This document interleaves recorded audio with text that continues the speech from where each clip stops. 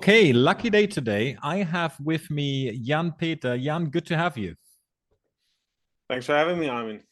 Good to be So, here. Jan, you are the head of technology and geopolitics at the Stiftung Neue Verantwortung, which is really a think tank based in Berlin, covering or looking very much at global value chains, with a focus on the semiconductor industry.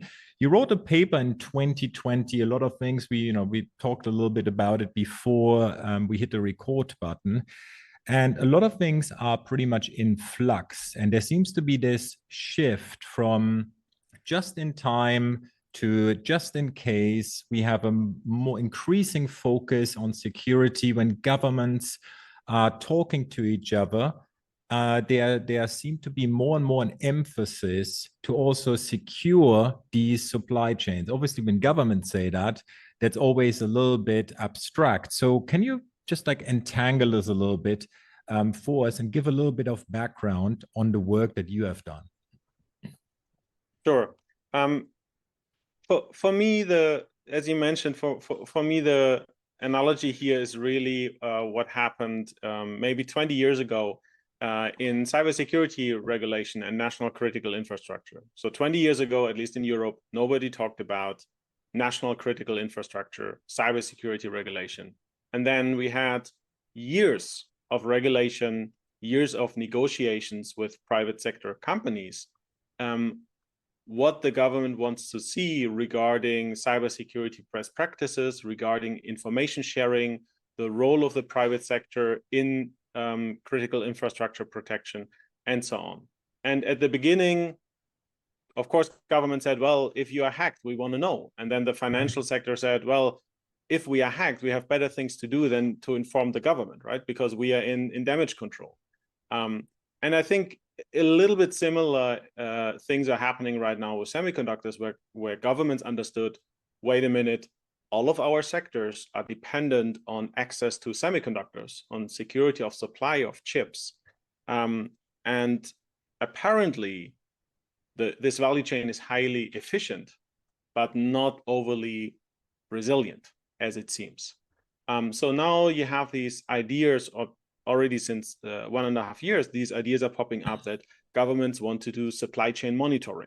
This is one of the big themes in the EU-US Trade and Technology Council. Similar things are popping up in the Indo-Pacific Economic Framework. So it's really about a renegotiation of the role of the governments in this private sector value chain. So I don't think that this will be done and solved within a couple of more meetings, but I really it's structural. It's structural. Exactly. Right? Over the next couple of years, we will see more and more of this engagement, which also means, in my opinion, for the private sector side, you need to be prepared and you need to know what to ask and what to demand and what to offer in those negotiations. And here, I think, especially for the semiconductor industry, it is a little bit tricky, because since 2020, this industry argued that they are critical, that they are an essential business, that they need subsidies because they are of such importance to the overall economy. And you cannot have it both ways, right? Like, if first you argue that you are indispensable and that you are critical and essential, and then later when governments start to ask questions, you say, oh, can you please not? It gets tricky. So I think this will be, maybe within this decade, one of the key conversations, in my opinion, between governments and semiconductor technology providers about renegotiating the role, both of the role of end customer industries, the purchasers of chips, the role of the semiconductor industry itself, and the role of governments. And this is interesting because it's, like, what I'm wondering is, what's the kind of practical implementation of this? Like, what does a company now, what does the industry now need to think about? Or when you talk to people in the industry, what is on their mind? Because like these are very abstract concepts that are put in these papers. And so what do they have to do, or what are they thinking about right now? Well, I think one point that cannot be underestimated is that writ large, policymakers don't have a very sophisticated understanding of the semiconductor supply chain. Right. And maybe of any supply chain, right? Because it is, for any outsider, first and foremost, a black box. You don't naturally understand the differences in business models, the differences in supplier relationships, and so on. And one tricky thing here is that the role and the importance of end customer industries for supply chain resilience is often underappreciated. And what I mean with that is that it took quite some time, in the sense of several quarters, maybe even more than a year, until some people in the government understood that a huge role in the automotive chip shortages were actually the automotive OEMs themselves, who canceled orders, who didn't have just-in-case supply chain management, but just-in-time supply chain management, and who were simply didn't familiarize themselves with the production realities of semiconductors that take 4 to 6 months to produce, right? And if your entire supply chain is built on just-in-time, and you assume that you can get everything you need at any point in time out of some truck on the highway, and then you want to source a product that has a production time, just physically because of 1,000 production steps, of 4 to 6 months, there's a mismatch. So I think on the side of semiconductor companies, it is crucial to also help, let's say, raise awareness or educate policymakers regarding the realities in the supply chain and the, let's say, responsibilities regarding overstocks, regarding long-term supplier relationships, regarding inventory management, regarding in general supply chain resilience, and how this supply chain works on a day-to-day basis.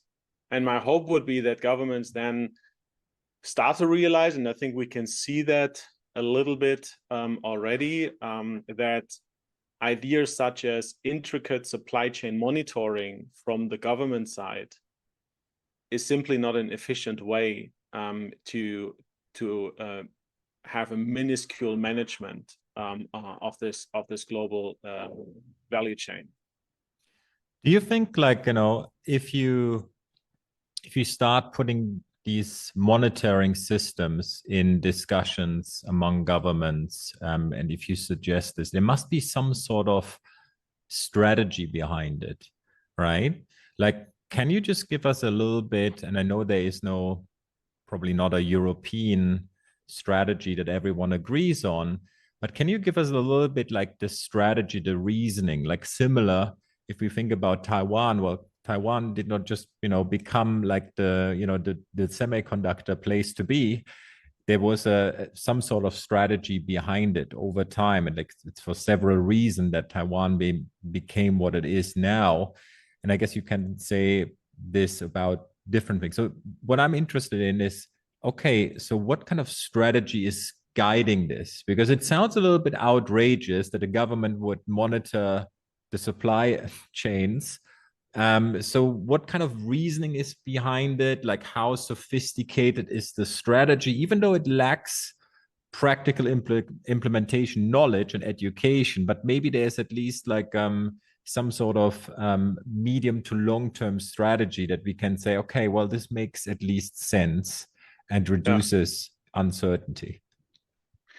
That's a great question. I think at least on the European side, where I have more background than on the US side, on the European side, the EU Chips Act was heavily informed by the European Commission's experience with the COVID vaccines.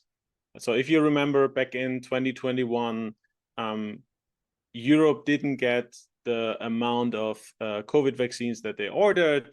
There were some, let's say, mishaps. Companies didn't quite behave in terms of upholding their contractual obligations.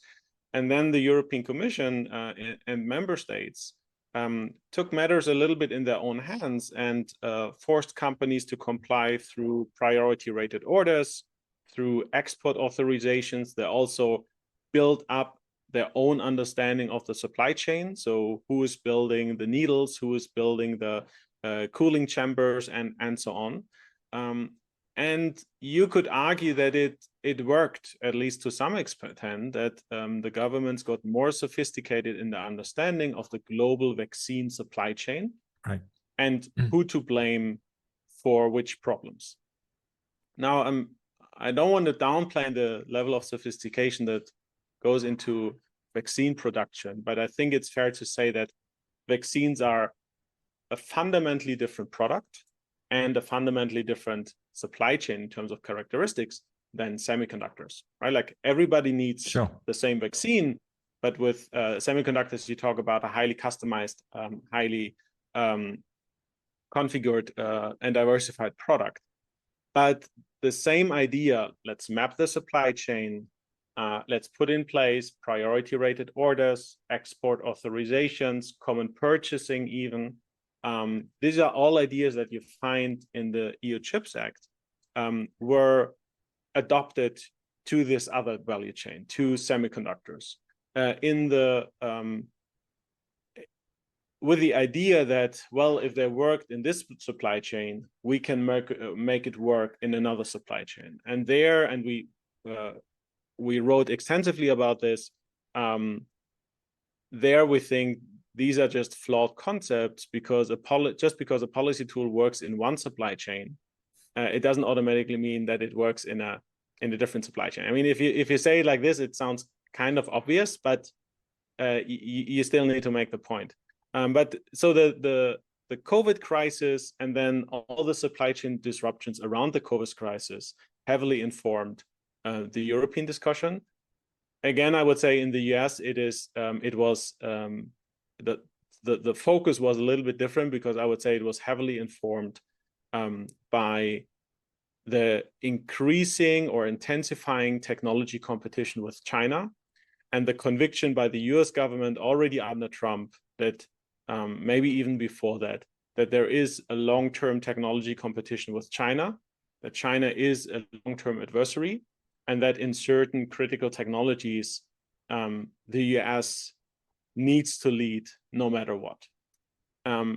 And you also have to acknowledge that no matter what you think about the US approach, they are really walking the walk in terms of administrative resources. So the Department of Commerce now hired around 150 people just for the implementation of the US Chips Act.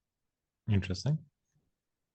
You don't see any of that, not even by the factor 10 less. You don't see any of that happening either in Berlin or in Brussels or other member states that I know of. So the idea that in the US, if you spend this amount of subsidies, if you want to enter a technology competition, you need government resources to think through those long-term challenges. This is understood in Brussels and Berlin as well, of course, but it is not yet translated into building up, beefing up those government resources in a Ministry of Economics, in a Ministry of Foreign Affairs, and so on, to analyze value chains, to assess second-order effects, third-order effects of export controls, and so on and so forth. So very little investment so far, I would say, in Europe into the government's ability to assess those technology ecosystems and ultimately form a geopolitical position. And do you think this is just because Europe usually has a lag of a few years versus the US, or is it just because, you know, you want to kind of muddle through because there is no, you are in a very different geopolitical position than the US, obviously, and member states have very different interests also in regards to China. And so are we going to get a strategy, or what's your outlook? What's your outlook? Are we going to have some sort of kind of strategy? And if so, how will this look like? You know, from a national or from a European perspective? That's a tricky question. I mean, I don't know about your crystal ball, but my crystal ball is a little bit muddy. So let's see. I think let's go with the best case and the worst case scenario. Great. I think in the best case scenario, even without this, or actually, I would say because of this understanding in Europe that China is not the single most important long-term adversary, but that China is multifaceted, that it can be a partner, a competitor, and a rival in different areas at the same time. European member states wake up that there are a host of questions to think through if you're serious about that assessment, and that most of this will actually play out in high technology value chains, be that batteries, quantum, renewable energy, semiconductors, photonics, pick your poison. So after this first round of tremendous subsidies into the private sector, at least some European member states have a wake-up call, a recognition that this needs, in order in the long term to define and implement a long-term strategy, this needs to be backed up by government resources, so that companies also have a counterpart on the government side to have meaningful engagements with, right? In the best case scenario, that would mean that this investment in government capacity to assess technology ecosystems, to understand dependencies, and to form long-term strategies, Europe finds its way in becoming and or staying indispensable in certain technology ecosystems for the broader economy, right? Because this is all what I would say ASML is about. Nobody in the world can make an advanced semiconductor right now without access to ASML equipment. And the sheer fact that you do not have an alternative to Dutch equipment for advanced semiconductor manufacturing makes us a seat at the table. And it creates geopolitical leverage that can be utilized through export controls, but that can also be the basis for negotiations, both with the US and with China. If we want to have this in the long term, we need to better understand private sector value chains from the government side. In the best case scenario, this would happen in the next 5 to 10 years. So we would have, certainly not in all member states, certainly not for all technologies, but in some member states, for some technologies, we would have a level of sophistication and understanding about private sector technology ecosystem that is far beyond what's there today. And if you're a betting man, what kind of like probability would you assign to it? Better than 50-50 or? Far worse. Far worse. Okay. Unfortunately, far worse. So coming to the worst case scenario, where I would say definitely more than 50-50, unfortunately, I would say that government moves on to other technology areas that are hip in 2 years' time. So they lose interest in semiconductors. They will be continuously pushed toward certain challenges from the US side, because I don't think that the US will let go of this technology, that the US will shape its technology competition in semiconductors with China in this decade. So Europe will constantly and consistently be forced to position itself, but it will always be in a reactive mode, just like what happened with the US government's pressure on the Dutch government regarding ASML equipment. It will always be reactionary or reactive, it's a better word, than getting ahead of an issue. And the government will not realize that they need to invest in their own capacity to understand ecosystems. So we will mainly see subsidies for the private sector, and here really for the big players, the incumbents that already have the political access, that already have the standing in the industry to get pretty high amounts of subsidies. Some of those will create spillover effects in terms of broader supplier ecosystem that will also base or be located around the semiconductor manufacturer, maybe research collaborations with regional universities, but beyond that, no substantial long-term spillover effects that would actually substantially grow and broaden the ecosystem in Europe.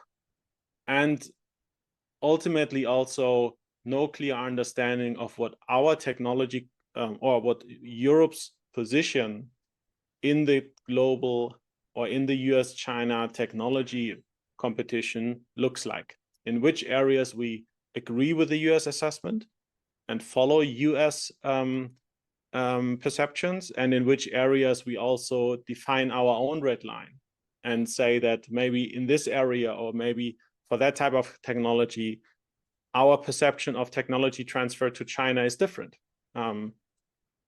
Maybe there are areas where we are fine to have continued cooperation and continued engagement with China, where the US might say, well, we don't want that, we don't do this, right? But this would necessitate that governments have a substantially more sophisticated understanding of the technology ecosystems. And I don't see that right now. So unfortunately, I would say the worst case scenario, it is still pretty grim and pessimistic. So I really hope it doesn't come to fruition. But I would say ultimately, it feels a bit more likely, or quite more likely, than the best case scenario, what I would still hope for, right? And are there any national member states in the European Union that you would say, wow, they stand out? I mean, you are based in Berlin. I suppose you are talking with a lot of people about exactly this. So are there any bright lights that you see, or anything substantial that might be implemented? I mean, naturally, the Dutch government was and is pretty involved, also specifically in Brussels, to push those questions forward, because naturally they have a closer relationship with the semiconductor industry. They have also let's say a long-term understanding of continued reliance on China as a market. So for me, it was interesting to see that they went ahead and defined their own export controls for equipment, but at the same time also pushed the European Commission and European member states for engagement and for discussions about exactly this. And last point, even though technically it's not the European Union anymore, I was pretty pleasantly surprised by the UK government's semiconductor strategy, just because it is fundamentally different. Of course, most of the media attention made fun of the minuscule amount of money that the UK government wants to put in the industry. They have, I think, £1 billion over, I think, 10 or 20 years time frame. So compared to other investment, this is really nothing. But what I really appreciated about the UK strategy is that they are very clear what it's not about. They clearly say it is not about making the UK a manufacturing hub for semiconductors, because it has never been a manufacturing hub for semiconductors. Like, we rely on international partnerships, and we will utilize international partnerships for security of supply, because it will always be that foreign companies produce the majority of semiconductors outside of the UK that are needed by the UK. And then if you see that you will have continued dependence on a foreign technology provider, your best shot is trade negotiations, trade agreements, international cooperation, international partnerships. And then the second thing what I really liked is that they set priorities. They are not all over the place and want to do everything at the same time, where sometimes I get this impression with the EU Chips Act. But they say, look, we are strong in design. We are strong in IP. We like that. We want to strengthen that. We are strong in compound semiconductors, so not silicon-based chips. So, for example, gallium nitride or gallium arsenide or gallium oxide chips, and many others. So we want to strengthen that, and we want to, because they have often military utility, we want to strengthen the UK's position in compound semiconductors. And you can say those focus areas are right or wrong. That's actually not my point. My point is they prioritized. Like, they went ahead and said, look, this is what we care about. This is what we will invest in. And here's how. But we acknowledge that there are more areas that we don't invest in than areas that we will invest in. And this I find a surprisingly humble and honest approach by a government, rarely seen these days. But at the same time, they're also, more than I would say most of the European member states that I know of, they really backed it up with hiring administrative staff to work on the semiconductor strategy. So we have now several people in the Department of Science, Innovation and Technology, a newly formed department that are only working on the UK's implementation of the semiconductor strategy. We have a substantial amount of people working on, let's say, the geopolitics of the supply chain and what role UK should play and will play or wants to play in this ecosystem. So I just appreciate the recognition by the government that any and all of these ideas need to be backed up by people in the government having the resources in terms of days per week to get smart on the issue, to think through the challenges. And again, this I don't see in many other European member states, unfortunately. Yeah, it's so interesting because I mean, like when I have discussions with a couple of our clients and people sometimes wish, you know, it would just go away. The idea of, you know, policy interference into, you know, obviously a couple of industries, but it's probably not gonna go away. And like the world is just moving in this different direction for sure. And, you know, it's still like we're having loads of debates these days in terms of, you know, deglobalization, friendshoring, and all of these kind of buzzwords. So nobody really knows what this world kind of looks more like. It's in the making. But if you think about the, you know, semiconductor industry, maybe at the global level, and you have policymakers, so you have the industry in mind, what might be very beneficial for the industry, like what kind of, you know, what would you wish to see that's going to happen? Like what kind of concrete action when you would see that and you would say, wow, you know, I think that, you know, we are moving more towards efficiency and not only securing that might be a good thing. Yeah. That's another tricky question. I mean, it really depends on from which government perspective or from which perspective, really, not just government, but from which perspective you're looking at it, and also what's let's take the industry goal. Perspective. Yeah. I think for the industry, I still think that this renegotiation of, or like seizing the opportunity to meaningfully renegotiate in the long term the shared risks and responsibilities between customers and suppliers. And this goes through the entire stack, right? Like this is between foundry and fabless company, between fabless company and tier one, between tier one and tier two. So depending on which value chain you are, if we take the electric vehicle OEM, talking to their tier one supplier for the braking system or for the window wiper, and this tier one talking to the semiconductor supplier that produces the microcontroller for that window wiper, and then the microcontroller supplier talking to their foundry for the manufacturing of this microcontroller. So if you, throughout the value chain, I think, as I said before, so far the risk has the risk of demand fluctuation has largely been handed down in the supply chain. And at the end of the day, the semiconductor supplier saw canceled orders, and that was it. And I think now with the chip shortages, we saw the recognition that maybe in the long term, that's not the best way to deal with risk in this value chain, because the semiconductor industry will continue to be cyclical. It will continue to see ups and downs.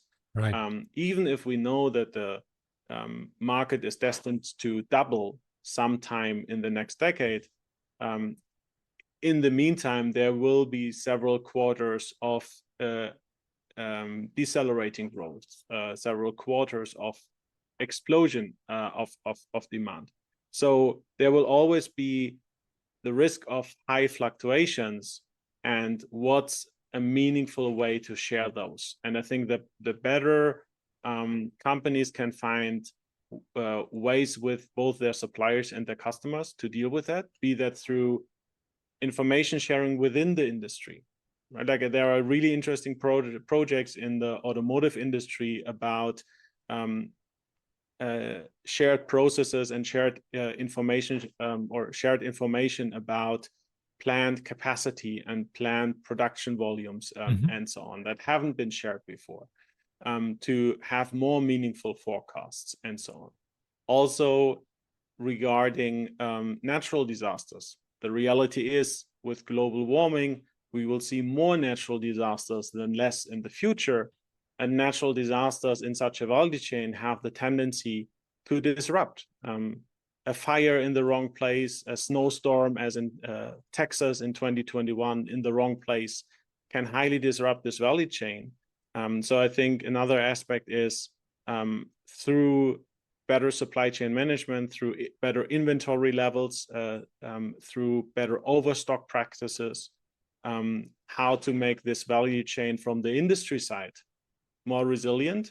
And as a last point, I think then it's also crucial, assuming in a fairy tale land that you are a good corporate citizen in terms of your supply chain management, that you did everything you can to be prepared for the next semiconductor shortage, that you did everything you can to be prepared for the next earthquake that disrupts your supplier.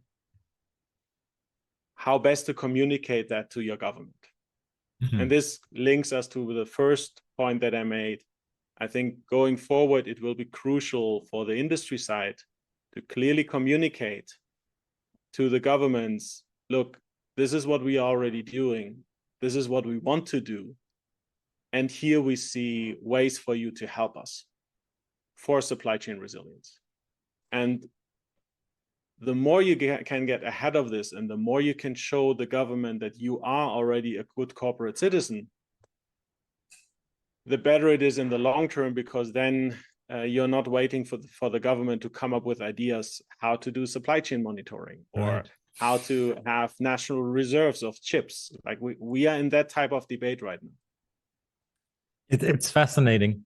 Before we wrap this up, Jan-Peter, like apart from Cassandra, where can people follow your work, and also any interesting events that you're watching that might, like, confirm or disconfirm some of your views?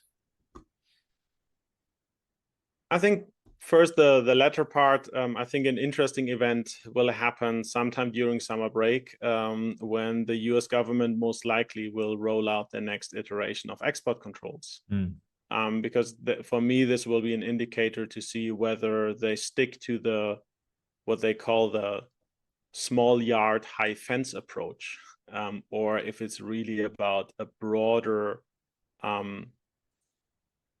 semiconductor technology containment strategy toward China. So that will be an interesting summer reading. And then where you can follow, I think easiest is through the obvious channels on LinkedIn or Twitter. And also, you mentioned the paper that we published in 2020. Since then, we published, I think, 15 or 16 other papers. So we kept quite busy on various different things on semiconductors and geopolitics.